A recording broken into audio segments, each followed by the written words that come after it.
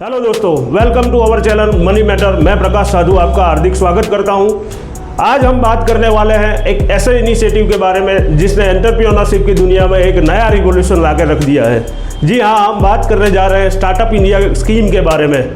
तो आइए बिना देरी के शुरू करते हैं स्कीम स्टार्टअप इंडिया। तो स्टार्टअप इंडिया स्कीम क्या है, तो आइए जानते हैं स्टार्टअप इंडिया के बारे में।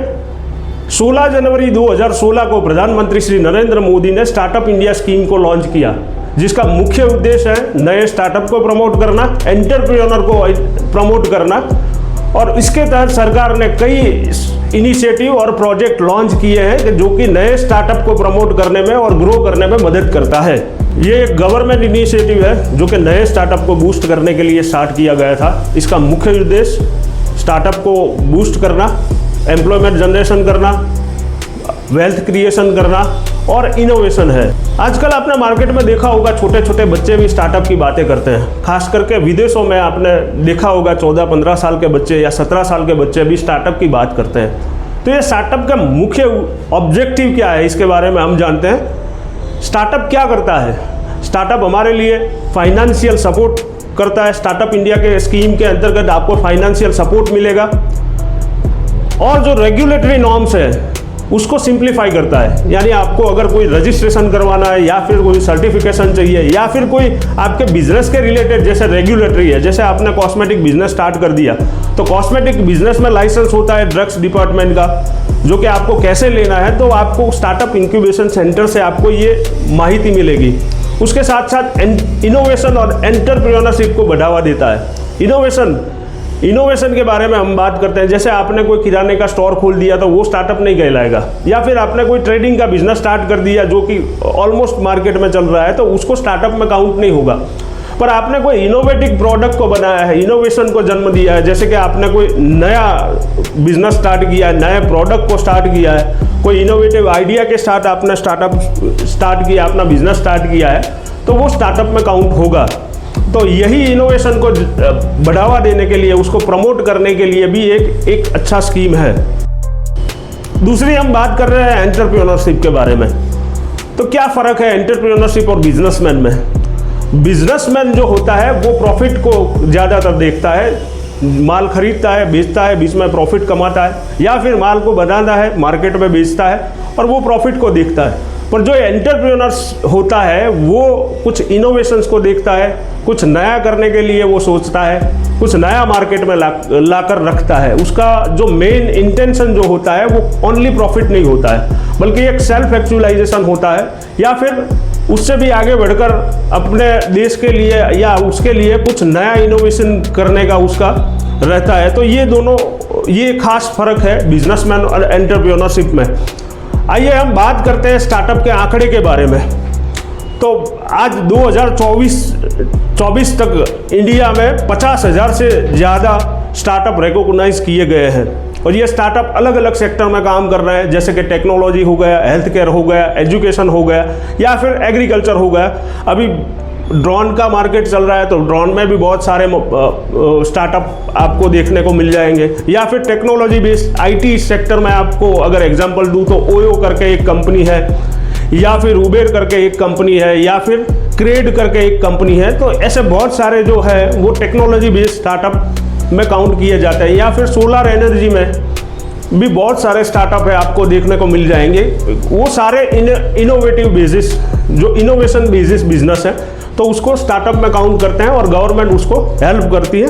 जो अलग अलग मैंने बताया वैसे फाइनेंस रिलेटेड, या फिर डॉक्यूमेंट्री रिलेटेड, या फिर रेगुलेटरी रिलेटेड, जो भी आपको चाहिए, या फिर आपको टेक्नोलॉजी बेस्ड अगर कोई रिक्वायरमेंट है तो वो भी आपको वहाँ से हेल्प मिल जाएगी। अगर सेक्टर वाइज डिस्ट्रीब्यूशन की अगर हम बात करें तो स्टार्टअप में ज़्यादातर जो स्टार्टअप है वो टेक्नोलॉजी बेस्ड स्टार्टअप है।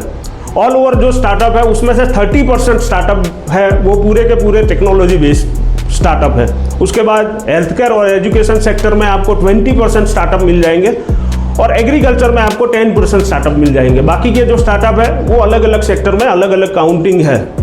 उसके बाद अगर बात करें एम्प्लॉयमेंट में कंट्रीब्यूशन स्टार्टअप का क्या है, या इकोनॉमिकल कंट्रीब्यूशन स्टार्टअप का क्या है, तो उसमें भी स्टार्टअप का बहुत बड़ा योगदान है। तकरीबन 5 लाख तक नए एम्प्लॉयमेंट ये स्टार्टअप से जनरेट हो चुके हैं और जीडीपी में भी उसका एक सिग्निफिकेंट कंट्रीब्यूशन स्टार्टअप का है। अगर आप बात करें स्टार्टअप की सक्सेस स्टोरी की, तो आपने ओयो का नाम तो सुना ही होगा, या फिर ओला है, या फिर बायजूस है। वो सारे स्टार्टअप के ही एग्जाम्पल्स हैं। एक टाइम पे उन लोगों ने बहुत छोटे से शुरू किया था, आज मल्टी मिलियनर या मल्टी बिलियनर स्टार्टअप में वो काउंट किए जाते हैं। तो ये सारी सक्सेस स्टोरी आपको आपके आजू बाजू ही मिल जाएगी। हम बात करते हैं एलिजिबिलिटी की। आपके मन में प्रश्न होगा कि कौन सी कंपनी या कौन सा बिजनेस स्टार्टअप में एलिजिबल हो सकता है। तो उसकी पहली कंडीशन है कि आपकी कंपनी इंडिया में इनकॉर्पोरेट होनी चाहिए। उसके साथ साथ कंपनी को 10 साल से ज़्यादा नहीं होना चाहिए। तीसरा उसका कंडीशन है कंपनी का एनुअल टर्नओवर 100 करोड़ से ज़्यादा नहीं होना चाहिए। और चौथी और मेन कंडीशन है आपका प्रोडक्ट, आपका प्रोसेस या आपकी सर्विस इनोवेटिव होनी चाहिए। तो ये 4 कंडीशन अगर आप फुलफिल करते हैं तो आपकी कंपनी स्टार्टअप रजिस्टर्ड हो सकती है। अब आपको प्रश्न होगा कि ये स्टार्टअप अप्लाई कैसे किया जाता है। तो बिल्कुल सिंपल है, आप स्टार्टअप इंडिया का वेबसाइट ओपन करिए, उसमें अप्लाई कीजिए। उसके साथ साथ आपको उसका डॉक्यूमेंट लिस्ट मिलेगा, वो डॉक्यूमेंट अपलोड करिए, आपका एप्लीकेशन सबमिट करिए। उसके बाद ये लोग आपके एप्लीकेशन को रिव्यू करेंगे और आपका स्टार्टअप फिर रजिस्टर होगा। उसके साथ साथ आप आपके सिटी में कोई भी स्टार्टअप इंक्यूबेशन सेंटर के पास भी जा सकते हैं। जैसे आप इंटरनेट पर सर्च करेंगे, आपके सिटी के अराउंड नियर कोई स्टार्टअप इंक्यूबेशन सेंटर है, तो वहाँ जाके डायरेक्टली आप बात कर सकते हैं आपके बिजनेस के बारे में, आपके स्टार्टअप के बारे में, और वहीं से रजिस्टर कर सकते हैं। उसके साथ साथ वो लोग आपको उसके रिलेटेड जो भी हेल्प चाहिए या जो भी इंफॉर्मेशन चाहिए तो वो आपको वहाँ से दे सकते हैं। तो 2 तरीके से आप रजिस्टर कर सकते हैं। एक तो आप ऑनलाइन कर सकते हैं, दूसरा आप स्टार्टअप इंक्यूबेशन सेंटर से भी हेल्प ले सकते हैं। आपको लगेगा कि ये स्टार्टअप के बारे में कब से बोला जा रहा है पर बेनिफिट के बारे में नहीं बताते। तो आपको बता दूं कि स्टार्टअप में आपको 2 टाइप के बेनिफिट मिलेंगे। एक है फाइनेंशियल बेनिफिट और दूसरा है नॉन फाइनेंशियल बेनिफिट। तो पहले हम बात करते हैं फाइनेंशियल बेनिफिट के बारे में। तो उसका पहला बेनिफिट है आपको टैक्स एजम्पशन मिलेगा। टैक्स एग्जेम्पशन मतलब आपकी कंपनी लगातार 3 साल तक टैक्स के लिए एग्जेम्प्टेड रहेगी। यानी कि आपके कंपनी का इनकॉर्पोरेशन 3 साल हो गए हैं, तो आपको अगर अप्लाई करते हैं तो चौथे, 5वें या 6ठे 3 सालों के लिए आपको टैक्स बेनिफिट मिलेगा। या फिर 10 सालों में से कोई भी 3 साल को आप टैक्स हॉलीडे एंजॉय कर सकते हैं, तब आपको कोई इनकम टैक्स देना नहीं होता है। दूसरा है वो फंड के लिए आपको सपोर्ट करेगा। जैसे कि आपको हो गया सीड फंड या फिर आपको कोई लॉन्च या कुछ चाहिए तो उसके लिए भी स्टार्टअप आपको सपोर्ट करेगा। तीसरा हो गया सीड फंड, यानी शुरुआती में आप अगर आपका प्रोजेक्ट डाल रहे हैं या आपका बिजनेस स्टार्ट कर रहे हैं या आपका कंपनी स्टार्ट कर रहे हैं तो उसमें 20 लाख रुपए तक का आपको सीड फंड मिलेगा और वो बिल्कुल नॉन रिफंडेबल होता है। आपको बाद में वो पे करना नहीं होता। 20 लाख ऐसे ही गवर्नमेंट आपको दे देती है कि आप अपना बिजनेस स्टार्ट कर पाए। तो हम बात करते हैं नॉन फाइनेंशियल बेनिफिट के बारे में। तो नॉन फाइनेंशियल बेनिफिट में है एक तो सिंप्लीफाइड रेगुलेशन। आपको अगर आपकी कंपनी की रेगुलेटरी के बारे में या कोई डॉक्यूमेंटेशन के बारे में कुछ सपोर्ट चाहिए तो वो भी आपको स्टार्टअप के द्वारा सपोर्ट मिल जाएगा। जैसे हमने आगे बात की कि आप अगर कॉस्मेटिक का बिजनेस स्टार्ट कर रहे हैं या इलेक्ट्रॉनिक्स का बिजनेस स्टार्ट कर रहे हैं तो उसमें जो भी रिक्वायरमेंट लाइसेंसेस होते हैं या फिर कोई रेगुलेटरी होती है तो उसमें आपको ये सपोर्ट करेगा। दूसरा बेनिफिट है वो नेटवर्किंग अपॉर्चुनिटी। आपके बिजनेस के रिलेटेड आपको अगर नेटवर्किंग चाहिए या फिर आपको मेंटरशिप अपॉर्चुनिटी चाहिए तो वो भी आपको स्टार्टअप के द्वारा मिल पाएगी। तीसरा सबसे बड़ा बेनिफिट है वो इंक्यूबेशन सेंटर। मैंने पहले भी आपको बता दिया था कि आपके शहर के आसपास कोई ना कोई स्टार्टअप इंक्यूबेशन सेंटर होगा तो वहाँ से आपको ये सपोर्ट मिलेगा। आपको उसके लिए गाइड किया जाएगा, आपके बिजनेस के लिए, उसके मार्केट के लिए, उसके टेक्नोलॉजी के लिए आपको पर्सनली वो चीज़ के लिए इंक्यूबेशन सेंटर से गाइड किया जाएगा। तो ये 2 टाइप के जो मेजर बेनिफिट है, एक है फाइनेंशियल बेनिफिट, एक है नॉन फाइनेंशियल बेनिफिट, जो कि सबसे ज़बरदस्त बेनिफिट में माने जाते हैं। और हम बात करते हैं स्टार्टअप की मेन 3 स्कीम जो कि अभी बहुत हॉट फेवरेट है और सारे लोग उसमें अप्लाई कर रहे हैं। उसमें से एक है सीड फंड, जो मैंने पहले भी आपको बताया, 20 लाख रुपए तक का लो आपको फंड जो है गवर्नमेंट नॉन रिफंडेबल वो आपको ऐसे ही प्रोवाइड करता है। दूसरा है अटल इनोवेशन मिशन करके एक स्कीम है जिसमें आपका इनोवेटिव आइडिया है या इनोवेटिव स्टार्टअप है तो उसको प्रमोट करने के लिए ये काम करता है। तीसरा और सबसे बड़ा जो है वो क्रेडिट गारंटी फंड करके एक संस्था है जहां से आपको लोन भी प्रोवाइड किया जाता है। तो ज़्यादातर ये फाइनेंशियल बेनिफिट है जो कि आज बहुत मार्केट में हॉट फेवरेट है और सारे लोग इसका बेनिफिट ले रहे हैं। तो आप किस बात की वेट कर रहे हैं, आप भी स्टार्ट करिए, आप भी कुछ नया आइडिया लाइए और अपना स्टार्टअप खड़ा कीजिए। अब आपको बताते हैं ये इंक्यूबेशन सेंटर क्या होते हैं। तो ये इंक्यूबेशन सेंटर जो होते हैं वो स्टार्टअप को प्रमोट करने के लिए बहुत बड़ी भूमिका निभाते हैं।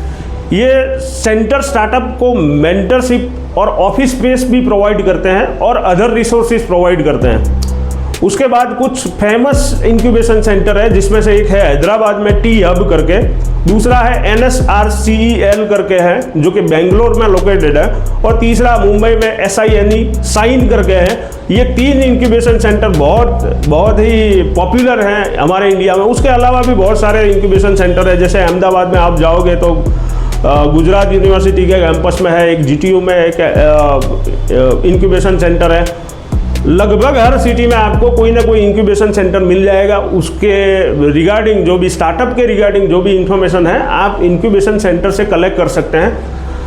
पर आपके पास एक इनोवेटिव आइडिया होना चाहिए, एक बिजनेस होना चाहिए स्टार्ट करने के लिए, तो वही काम का है, अदरवाइज ये कुछ काम का नहीं है। आगे हम बात कर रहे हैं कॉमन चैलेंजेस क्या क्या है, तो उसके बारे में बात कर रहे हैं और उसका सॉल्यूशन कैसे करना है। आज के टाइम में आप देखेंगे कि हर युवा को अपना खुद का बिजनेस स्टार्ट करना है, अपना स्टार्टअप स्टार्ट करना है। जैसे हमने पहले भी बात की है कि अमेरिका और यूरोप कंट्री में आप देखेंगे छोटे छोटे बच्चे भी हैं वो खुद का स्टार्टअप स्टार्ट करके बैठ गए। अभी हमारे इंडिया में भी बहुत स्टार्टअप के लिए लोग आगे आके काम कर रहे हैं, स्टार्टअप अपना खुद का स्टार्ट कर रहे हैं। पर आपको एक कुछ कॉमन चैलेंजेस आपको देखने को मिलेगी। जैसे एक तो है फंड की कमी, हर किसी को बिजनेस स्टार्ट करना है पर पहली जो हर्डल आती है वो है फंड कहाँ से जुटा है, या फिर वर्किंग कैपिटल का जुगाड़ कैसे करें, या फिर प्रोजेक्ट के लिए जो कैपिटल चाहिए तो उसका जुगाड़ कैसे करें। तो ये जो चैलेंजेस है उसका समाधान भी आपको स्टार्टअप से ही मिलेगा। दूसरा सबसे बड़ा चैलेंजेस होता है रेगुलेटरी नॉर्म्स। हर एक प्रोडक्ट के लिए या हर एक बिजनेस के लिए अलग अलग रेगुलेटरी है, अलग अलग लाइसेंसेस आपको लेने पड़ेंगे, अलग अलग डिपार्टमेंट का में आपको जाना पड़ेगा, बहुत सारे हर्डल है। तो ये हर्डल को कैसे सॉल्व करें या उसको कैसे मैनेज करें, तो उसके बारे में भी आपको स्टार्टअप गाइड करता है। तीसरा और सबसे बड़ा जो चैलेंज माना जाता है वो है मार्केट का। हमने सब कुछ कर लिया, बिजनेस स्टार्ट कर लिया, रेगुलेशन भी सारे सॉल्व कर लिए, सारे लाइसेंस भी ले लिए, पर हमारा जो प्रोडक्ट है वो कौन से मार्केट में बिकेगा या कहाँ पे जाके उसको सेल करें या उसका स्पेसिफिक मार्केट क्या है, तो इसके लिए भी स्टार्टअप आपको सपोर्ट करेगा। यानी आपकी सारी परेशानियां जो है वो स्टार्टअप के द्वारा सॉल्व हो जाएगी। अब देखते हैं आने वाले फ्यूचर में स्टार्टअप का हाल क्या होगा। अभी कुछ आंकड़े हैं कि आने वाले फ्यूचर में यानी आगे 5 साल में आप देखेंगे तो स्टार्टअप की जो संख्या है वो 2 गुनी या 4 गुनी हो जाएगी। उसके अलावा गवर्नमेंट पॉलिसी है, अभी last recently union budget pass हुआ है, तो यूनियन बजट में भी MSME को बहुत सारा बेनिफिट दिया है। और स्टार्टअप, नए स्टार्टअप या स्किल बेस्ड एजुकेशन को प्रमोट करना या फिर स्किल इंडिया को प्रमोट करना, ये सारी चीज़ों में बहुत सारा इन्वेस्टमेंट गवर्नमेंट ने बहुत सारा बजट पास किया है। तो होपफुली आने वाले समय में जो है स्टार्टअप दुगनी तेज़ी से या चौगुनी तेज़ी से हमारे इंडिया में स्टार्ट हो जाएगा। तो दोस्तों आपने जाना स्टार्टअप इंडिया स्कीम के बारे में पूरी जानकारी है। होपफुली मैं आशा करता हूँ कि आप अपना खुद का स्टार्टअप स्टार्ट करें, आप खुद का बिजनेस करें, ये सारी स्कीम का बेनिफिट लें। और ये आज के टाइम में एक बड़ा अपॉर्चुनिटी है, गवर्नमेंट भी बहुत सारे इनिशिएटिव ले रही है और सब इजीली हो रहा है। बस एक चाहिए तो एक नया आइडिया, एक इनोवेशन और आप में एक जज्बा चाहिए जो कि अपने देश के लिए कर सके, अपनी इकोनॉमी को आगे बढ़ा के ले जाए। एक्सपोर्ट बिजनेस को आगे बढ़ाए, अपनी करेंसी की वैल्यू को बढ़ाए। ये सारी चीज़ें आप कर सकते हैं स्टार्टअप इंडिया के साथ। अगर आपको कुछ और जानकारी चाहिए तो आप कमेंट बॉक्स में लिख सकते हैं। उसके साथ साथ हमें व्हाट्सएप पे भी मैसेज कर सकते हैं, हमारा ईमेल आईडी है, वहाँ पे भी आप कांटेक्ट कर सकते हैं। और हमारा ये वीडियो है वो आप लाइक कीजिए, आपके दोस्तों में शेयर कीजिए और हमारे चैनल को सब्सक्राइब कीजिए। जय हिंद, जय भारत।